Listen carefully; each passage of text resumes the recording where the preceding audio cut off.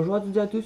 Pour cette vidéo, je vais vous montrer comment réaliser un repose-canne, un porte-canne disons, pour stocker les cannes, comme ça s'affiche sur la photo juste à côté. Ça permet vraiment de stocker les cannes facilement, elles sont très faciles à attraper et c'est, disons, assez joli quand on met toutes les cannes l'une à côté de l'autre. Donc c'est un petit bricolage assez rapide. Donc je vais vous présenter tout ce que vous aurez besoin pour commencer, pour faire justement ce support de canne. Donc pour le matériel, pas besoin de grand chose, hein. Une ou deux planches de récup de 2 mètres, enfin j'ai des petits bouts là, je vais taper dans ce que j'ai, dans ce qui reste. Parce qu'il n'y a pas besoin des longues barres, c'est vraiment des bouts de 60 cm, 50 cm, donc en chute ça se trouve assez facilement. Sur une largeur de, ça dépend, environ, pour la plus large il va falloir une vingtaine de centimètres en largeur. L'épaisseur, ça c'est pas très important, hein, c'est vraiment à vous, c'est de la récup, moi je récupère des vieilles planches pour faire ça. Donc après niveau outils, vous pouvez utiliser ce genre je sais plus comment ça s'appelle, c'est pas un forêt, mais ça permet de faire des trous. Bien sûr j'ai perdu l'embout, donc moi je vais utiliser ça. Donc ça fait le même principe, ça creuse un trou de 30. Si les cannes sont plus grosses, mettez plus de 30 en diamètre du trou, vous verrez pourquoi on en aura besoin juste après dans la vidéo. Prenez plus si vous avez besoin de plus, 30 c'est vraiment le minimum. N'hésitez pas à passer sur du 40 ou voire 50, maximum 50 pour les grosses cannes. Donc un crayon à papier, une visseuse perceuse, des vis. Donc là les vis, j'ai pris quand même des vis assez longues, mais pas trop grosses. Donc vous verrez pourquoi juste après, il faut que ça tienne sans éclater le bois.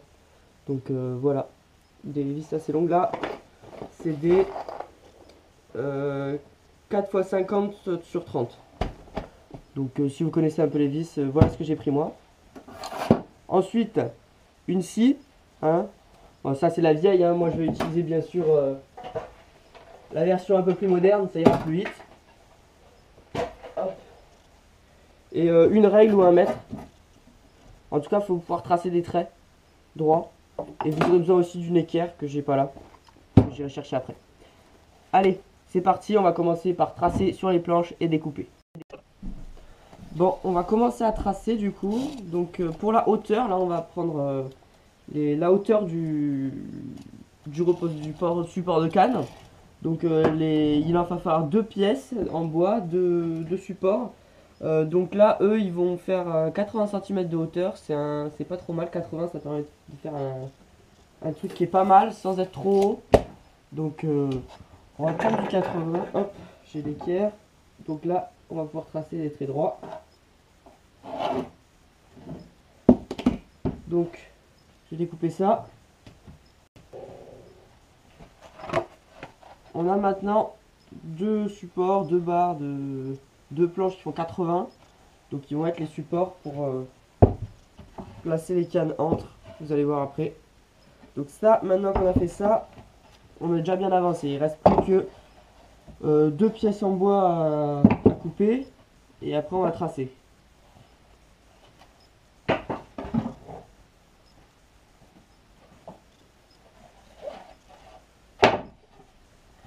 Donc pour ces deux dernières,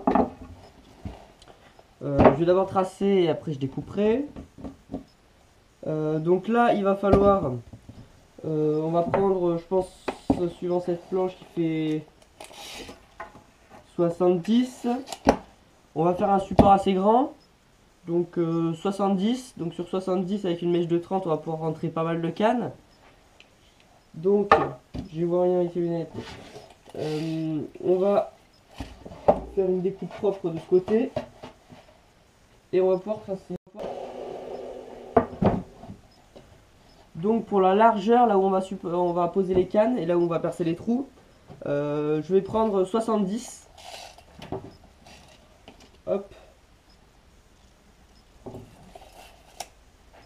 Donc ça va être la planche sur laquelle on va percer les trous, je pense. Ouais, on va percer les trous sur celle-là. Ça devrait être pas mal avec celle-là. Le bois est tendre.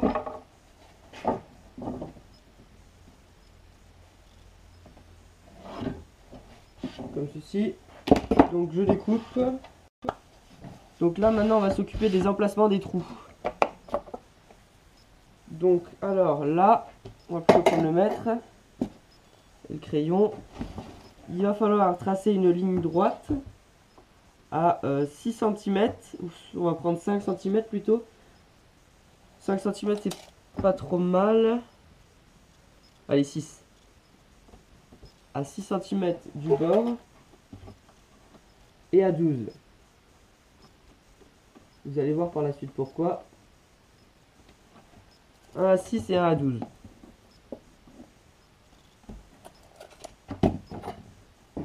Donc, je vais bien sûr tracer sur toute la longueur.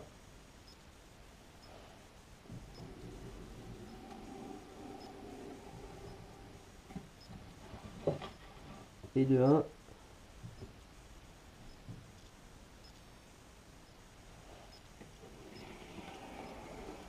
Et de 2. Voilà. Donc maintenant, on va prendre la mèche qui fait 30. Et on va essayer de voir à quelle distance on veut que le premier trou il se trouve. Donc moi je vous conseille, pour que les vis ne gênent pas, etc. 4 cm c'est pas mal. Donc à 4 cm, il y aura le début du premier trou. Comme la mèche fait 30, ça va être 1 cm et demi plus loin. Tac. Normalement c'est 5,5 là. Pas mal. Donc le premier trait que vous tracez va être à 5,5. Donc après tous les 5 cm, 6 cm plutôt. Ça fait tac. 6 cm c'est bien, ouais. Donc tous les 6 cm vous pouvez placer un nouveau trait. Ça va être... On va plutôt prendre ça. Donc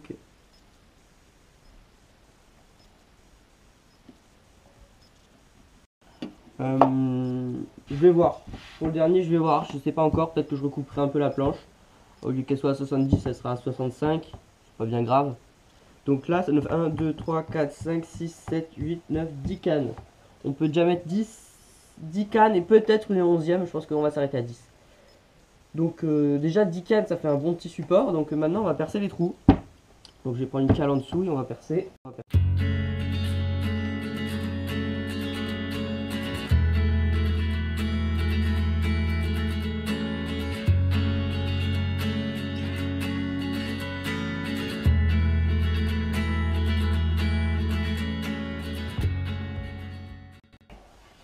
Et voilà, la planche est percée. Comme vous avez pu voir à la fin, je retournais la planche, je perçais pas complètement, je la retournais et je reperçais vers l'autre côté. Ça permet de faire des trous plus propres. Il y a 2-3 petits endroits où je me suis raté. Comme vous voyez là, c'est un peu éclaté. C'est là justement là où j'ai percé trop profond. Et là aussi, ça permet de faire des trous un peu plus propres. Comme vous pouvez voir, les autres sont pas mal. Bon, c'est pas non plus poncé et tout, mais ça permet de faire un truc qui est déjà assez clean. Donc maintenant, on va sortir la scie. Et il y aura un peu de découpe. Donc là, j'ai sorti la grosse machine. Hein. Par contre, là, lunettes de sécurité obligatoire. Dans ce cas, hop. Donc je vais essayer de vous éviter de vous prendre tout dans la caméra, que la caméra ne prenne pas trop de poussière. Du coup, j'ai placé une règle sur les traits que j'avais fait. J'ai déjà réglé la profondeur de coupe. Donc je vais y aller. Allez, tac.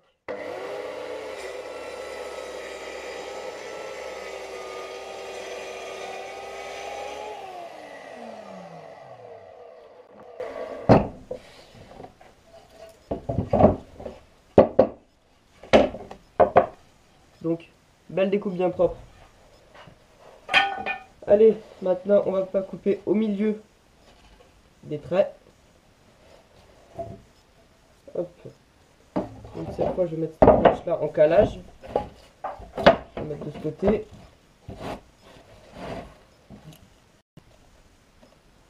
Là c'est pas mal. Bon, j'espère que ça va pas trop bouger.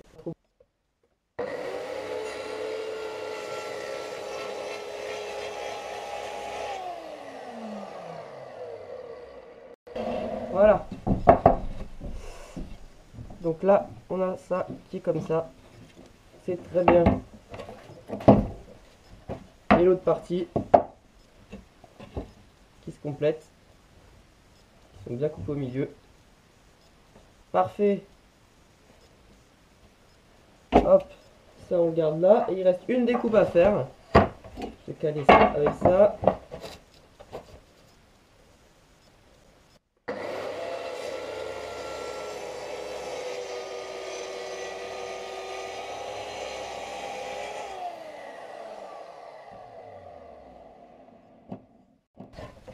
Voilà. On est bon. Donc la règle, on n'en a plus besoin. Ça, on va plus en avoir besoin. Il nous reste la partie assemblage qui va être assez longue. On se retrouve avec au final 1, 2, 3, 4 et 5 pièces. C'est pas énorme, c'était rapide quand même. Avec les accélérés que je vous ai fait, je pense que c'était quand même assez rapide. Donc maintenant, assemblage, partie la plus compliquée, je vais dire. Ouais, c'est à peu près la plus compliquée. On va commencer, je pense, par essayer d'assembler en voyant d'abord. On va faire un petit tracé pour voir exactement là où on va percer les trous. Enfin, on va percer les trous, là où on va mettre les vis. On va essayer. Là, j'ai pas vraiment prévu ça. Donc, je vais faire un peu... je vais un peu improviser. Donc, je retrouve mon stylo, mon crayon et on commence à tracer. Alors, pour vous montrer très rapidement comment ça va être, il va y avoir une barre comme ça, plaquée au fond. Une barre ici, vers ici à peu près, comme ceci. Et une dernière qui sera là, comme ceci. Ou un peu plus bas même. Donc pour ça, il va falloir tracer quelques petits traits. Donc, premier petit trait. On met la barre, donc il va faire la largeur de la barre, le petit trait. Hop. Pour ça, tac. Ça, on va le mettre en haut. Hein. On va le mettre, je sais pas combien de centimètres en dessous. Allez, 10 cm en dessous. Je prends l'équerre, on va tracer. Voilà exactement là où va se trouver celui-ci. Pour que vous visualisez mieux, je vais faire un deuxième trait. Donc là, trou pour des vis. Donc vous voyez bien. Là, j'ai fait comme ça. Ensuite, on a pu voir que celui-là allait ici. Et maintenant, il faut l'autre qui sera un peu plus bas. Pour ici, on va mettre, je sais pas, moi j'improvise, hein, allez, 30 cm. Hop. À 30 cm, on trace. Donc lui va se mettre comme ça. Hop. Je me complique pas, hein. Ça c'est suivant ce que vous avez fait vous, hein. Vous improvisez, c'est pour arriver au même résultat après la fin. Comme ceci, donc on a les emplacements de ces deux. Il nous reste plus que la dernière planche qui doit se mettre, tac, si celui-là il est comme ça, comme ça. Donc je vais l'attraper. Donc cette dernière planche va se trouver comme ça. Donc là il n'y a pas 36 000 manières, hein, donc si ça c'est comme ça, ça là, faut qu'elle soit, elle parte de l'arrière. Là il n'y a pas d'angle précis à mettre, hein, c'est un peu, disons, à l'œil. Tac. Pour l'autre planche, il faut répéter la même chose, ça va pas être facile. Mais je vais prendre des mesures et je vais y arriver. Voilà, tous les tracés sont faits. Bien sûr, j'ai fait une symétrie entre les deux, hein, puisque les deux vont être tac, l'un en face de l'autre. Donc c'est le symétrique par rapport à cette ligne, les dessins que j'ai fait. Donc là, je vais prévisser, disons, pour commencer à faire sortir à peine la vis de l'autre côté. Ça permettra de gagner du temps au moment du vissage et d'être un peu plus précis. Donc je sors quelques vis et on va commencer. Hop. Voilà, donc je vais pouvoir placer les vis très rapidement. Donc là où j'ai fait les emplacements, c'est très bien.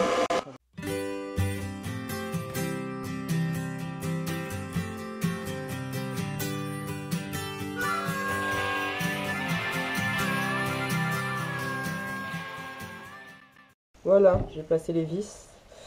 Donc maintenant, ça va être l'étape la plus, disons, complexe, qui va être de placer chaque pièce au bon endroit. Il faut que tout tienne. Donc je vais faire un peu comme je peux là.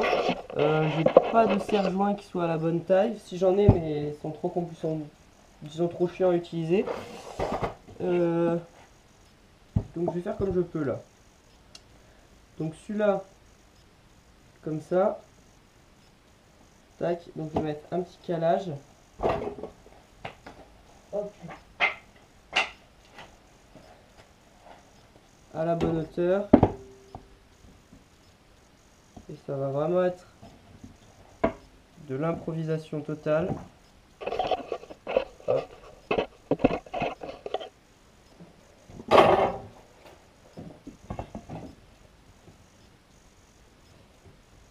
Vraiment improviser.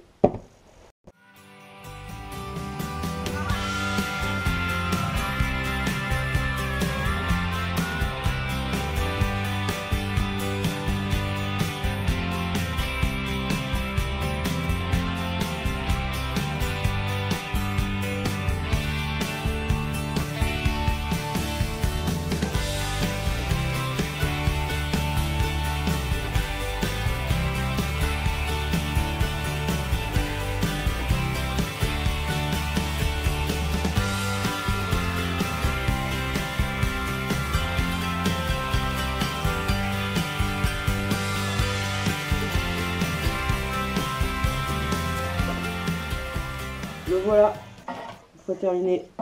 Donc si ça c'est une canne, vous voyez bien que là, ça tient bien. Pour voir, on peut, en tirant ça part pas. Il faut soulever pour que la canne parte. Donc ça tient bien, ça bouge pas. Il faut même le fixer sur un mur un peu. Là je l'ai fixé, je l'ai vissé sur un sol qui n'était pas exactement plat. Donc il est légèrement bancal. C'est juste un détail. Si vous la mettez contre un mur, que ce soit, si vous le faites bien, si vous vissez bien comme il faut, il ne sera pas bancal. J'ai fait quelques petites retouches, des petits endroits où c'était mal vissé. Très rapidement, hein. Comme vous avez pu le voir, j'ai vissé vraiment à l'arrache. Donc c'est pour ça qu'il est bancal à peine un peu. Sinon, si vous le faites précisément, il n'y a pas de souci. Donc j'espère que cette vidéo vous a plu. N'hésitez pas à vous abonner et à aller voir tous les autres vidéos sur la chaîne. Cette vidéo est quand même assez longue. J'espère que ça ne vous a pas trop dérangé et que ce tutoriel vous sera intéressant pour fabriquer votre propre support de rangement pour les cannes. Allez, ciao ciao. Bonjour à toutes et à tous. Dans cette vidéo, nous allons vous montrer comment mettre du fil sur un moulinet spinning. En l'occurrence, ça va être une tresse qu'on va placer. Donc j'ai fait un petit nœud de raccord entre la tresse qui a placé en rembourrage sur le moulinet, que je vais vous montrer juste après, et la nouvelle tresse, qui est une tresse Power Pro.